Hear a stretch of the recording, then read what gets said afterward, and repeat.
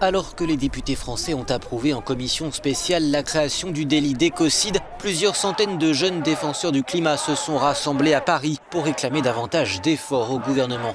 Ce nouveau délit de mise en danger de l'environnement sera passible de 3 ans de prison et de 300 000 € d'amende. Mais la mesure est jugée insuffisante. Et que ce soit à Paris ou à Bruxelles, une question taraude ces manifestants. Les dirigeants ont-ils perdu de vue l'urgence climatique alors que la pandémie domine les préoccupations ? Pour la crise du Covid, il a fallu agir très vite parce qu'on a directement vu les hôpitaux se remplir, etc. Et que malheureusement, dans la tête de nos politiques, on dirait que le climat n'a pas cette urgence-là dans leur tête, alors que si, en fait, c'est très urgent et les effets se voient peut-être un peu moins de manière aussi flagrante que le Covid, mais c'est tout aussi urgent.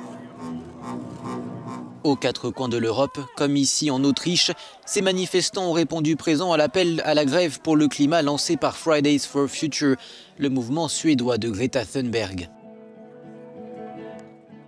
Nous demandons une loi efficace pour la protection du climat qui sera réalisée vite et une réforme fiscale qui conduise à une réduction des émissions de CO2. L'objectif de ces manifestations était aussi de relancer un mouvement devenu moins visible avec les restrictions sanitaires ces derniers mois. L'urgence climatique revient pourtant à l'agenda politique, à commencer par le sommet international sur le climat organisé par les États-Unis le 22 avril.